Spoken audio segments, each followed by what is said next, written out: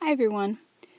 I would like you to go through each of the problems that you got wrong. You might have to fast forward and correct your mistakes. The summative assessment that you'll be taking this week is very similar to this, except we include dilation. So you have to know how to do all of these things. For this first one, you needed to do the transformations as stated. And many times, if you have the coordinates, it helps us. So to do the transformations, here I know that the x tells us how far we go left, right. The y tells us how far we have to go up and down. So to get to my new point, I have to take the point that I'm talking about and go over 1 and up 3. So this is where the a prime is going to be. And you have to do that for each one. Over 1, up 3. This is going to be b prime. And from c over 1, up 3. And this is going to be c prime. So this is my new shape, and I needed to see that. Many of you just did the coordinates. I needed to see the new shape. And on the summative, I also have to see correct notation here, naming the points. I'll be using this as a way to double check it, but my first place I'm going to look is right here. So for each of these ordered pairs, you needed to add 1 to the x and add 3 to the y to get the new one. So magic of television, I just quickly put in the ordered pairs. And so now to show you the other way of doing it, here's my ordered pair. To the x, I'm going to add 1 to get a -2, and I'm going to add 3 to the y to get 0. So the new one is -2, 0. And if I look up here, the new a prime, is at -2, 0. So to each of these, I have to add 1 to the x's and add 3 to the y's. So b prime was -1, -2, and c prime was -3, -2. So I could have done this problem in two different ways. I could have just did the transformation, moving each point up over 1 and up 3, and then naming the points, or I could have used the notation. Alright, the second one, reflection over the x-axis. Again, we can do this in a couple different ways. I can use the notation.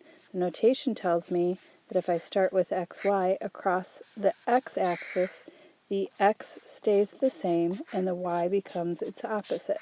So I could have x stay the same, y become its opposite. 0 doesn't have an opposite, so we're just going to leave it 0.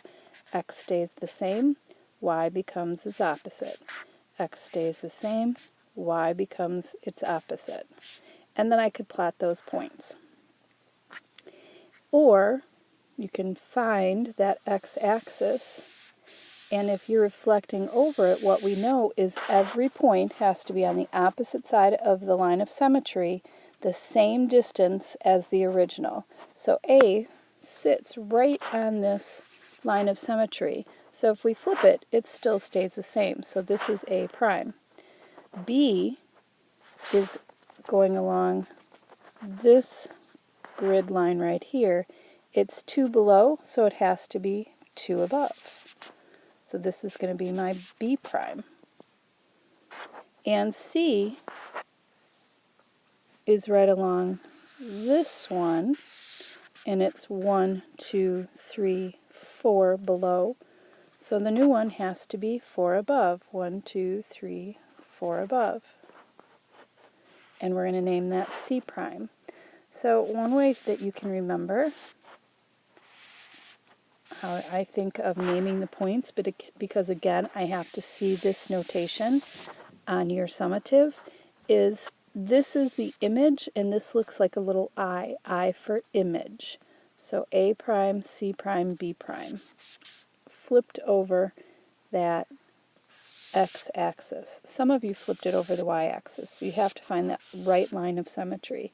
And again, we can check our points. A was 2, 0. It didn't move. B was a +4, +2 now because we flipped to the upper quadrant.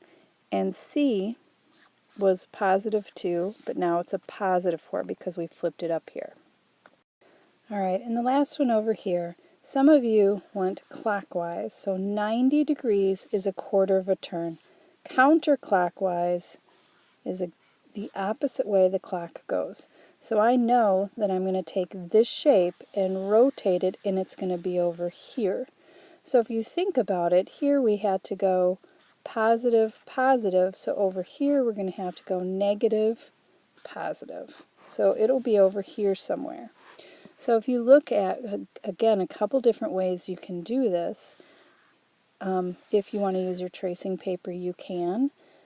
Here it would be difficult for me to show you that, so I'm just going to use the notation. And the notation tells me that if I start with x, y, I have to flip the coordinates, so it becomes y, x. And again, think which one is going to be the opposite. We're flipping from over here, positive, to over here, negative. So the x is going to be, our new x is going to be the negative one. So it is like that. But you don't have to memorize it. You can use it from your notes. So I'm going to first, for my new ones, I'm going to first flip the numbers and make the first one its opposite.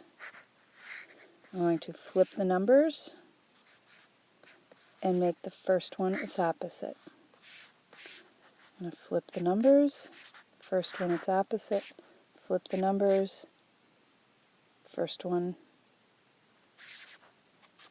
is opposite. Alright, I've already started graphing. I'm just plotting the points. Negative 3, 2 is right there, and so I name that A prime, etc., etc. And then the last one, negative 1, positive 2, D prime, and then I connected. For the next two, and these were the two-level questions, you do not have a grid, so you had to just use the coordinate notation. Reflection across the y-axis. So across the y-axis, the y stays the same and the x changes to its opposite. So actually, many of you got this one right compared to the first one. So the y stays the same, and some of you write all of the y's first, put your commas in there, and then the x becomes the opposite. So they're not flipping, they stay in the same order, but we have to change the x to its opposite. Alright, a translation. All we're doing is adding 1 to all of the x's. So my new x here becomes 2, 3, 5, and 5. And don't forget your parentheses. And then adding 3 to the y's.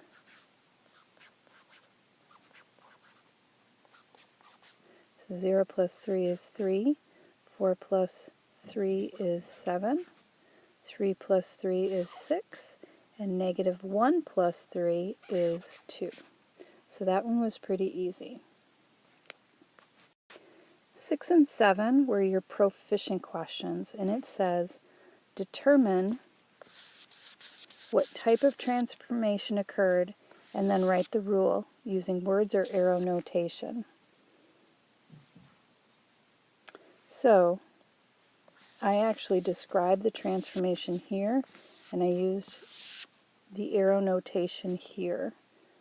But if you did either one, it's fine.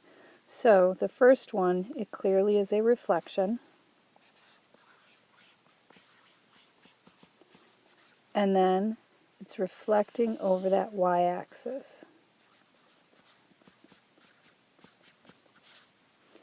So my notation over the y-axis, remember the y stays the same and the x changes to its opposite. Alright, for this one we had to figure out what was going on between. So I had 1, 1, 1, 3, 4, 5. So what I'm noticing is they're not flipping. The numbers are very, very different. They're not flipping. They're not changing to its opposite. So I know that this is going to be a translation. And I accept it again. If you told me how many you're going up and how many you're going over, fine, but most people did the function notation. So what did I have to do to get from 1 to 4, or 4 to negative 1? And in both cases, from 1 to negative 4 or 4 to negative 1, I had to subtract 5. Now what did I have to do to get from my original y to my new y? From 1 to 0, 3 to 2, 4 to 5. In each case, we are subtracting 1. Quite a few of you got this one correct. If you didn't, it might have been that you missed this part about a sequence. So you're starting here, you do this transformation to get the new, then you do another transformation to get a new, and then a third transformation. This is a pretty easy 4 level.